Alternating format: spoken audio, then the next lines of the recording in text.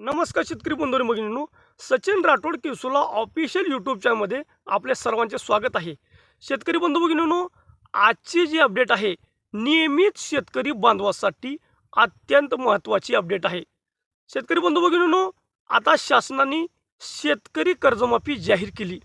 यामध्ये 30 सप्टेंबर 2025 पर्यंत जे शेतकऱ्यांचे थकीत कर्ज आहेत त्या शेतकरी बांधवांना 2 लाखापर्यंत कर्जमाफी व जे शेतकरी नियमित कर्जदार आहेत, नियमित कर्जफेड करतात त्या शेतकरी बांधवासाठी 50,000 प्रोत्साहन लाभ म्हणून देण्याची घोषणा शासनाने केलेली आहे.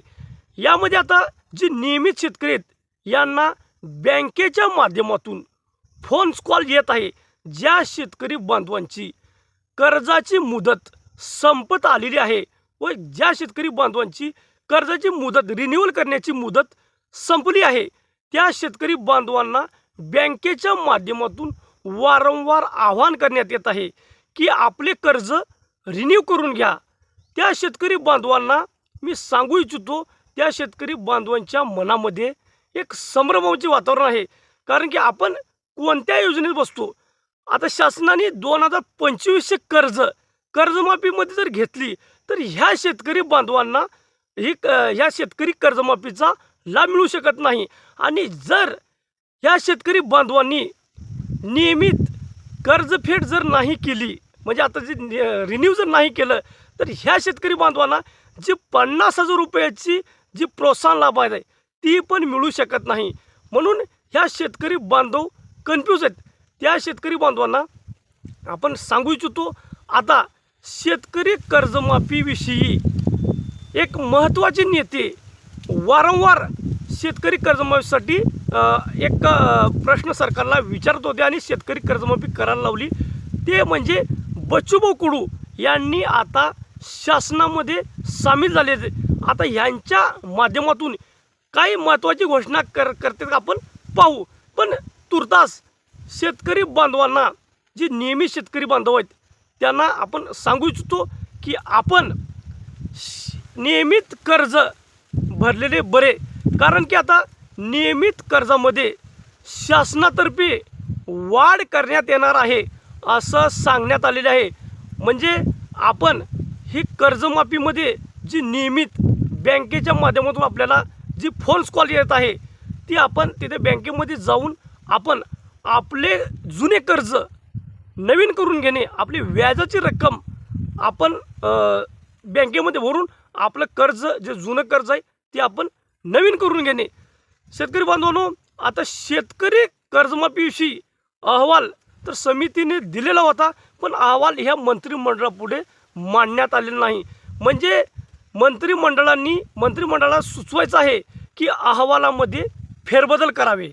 फेरबदल करून आता शासनाने फेरबदल करायला सांगण्यात आले. आता शक्यता आहे फेरबदल करून यामध्ये बदल करून पुढे शासन GR निर्गमित करेल. आता GR आल्यानंतरच आपल्याला ह्या सर्व गोष्टी स्पष्ट होतील. GRमध्ये आता किसान महासभा असो, बच्चू कडू असो, वेगवेगळ्या शेतकरी संघटनाच्या माध्यमातून जी 2025मध्ये शेतकरी कर्ज घेतलेत त्या शेतकरी बांधवांना कर्जमाफीमध्ये घेण्यासाठी आवाहन करण्यात आले होते. पण शासन ही अजूनपर्यंत या शेतकऱ्यांना 2025मध्ये शेतकरी कर्ज उतरले त्या शेतकऱ्यांना कर्जमाफीमध्ये घेण्यासाठी कुठल्याही प्रकारच्या हालचाली नाहीत. यामुळे शेतकरी बांधवांना आपण सांगू इच्छितो, आता GRला वेळ लागेल. GR येण्याच्या अगोदर आपण आपल्याला बँकेच्या माध्यमातून फोन कॉल येत असतील, आपण त्यांना रिस्पॉन्स म्हणजे आपण त्याला सहकार्य करणे गरजेचं आहे. कारण की आपण सहकार्य केले तरच आपला याच्यामध्ये फायदा आहे. नियमित कर्जदार शेतकरी बांधवांची इकडे आड तिकडे विहीर झाले. यामुळे ह्या शेतकरी बांधवांना समजत नाही की नेमकं आपण करायचे काय. कर्ज थकीत ठेवायचे का कर्ज भरायचे. थकीत जर ठेवलं तुम्ही तर यामध्ये शासनाने जर अट जर टाकली त्यांनी तर तुम्ही या कर्जमाफीमध्ये बसणार नाही. आणि जर तुम्ही नियमित कर्जफेड नाही केले तर नियमित जे 50,000 रुपये जे आपल्याला प्रोत्साहन लाभ भेटणार आहे किंवा यामध्ये आता शासन वाढ करण्याच्या विचारामध्ये त्या योजनेसाठी आपण पात्र असणार नाही. पण आपले कर्ज जुने कर्ज रिन्युअल करून आपण ह्या योजनेमध्ये आपल्याला कसा लाभ घेता येईल हे आपण विचार करणे गरजेचे आहे आणि आपण लवकरात लवकर निर्णय घेणे गरजेचे आहे. धन्यवाद बंधू भगिनी.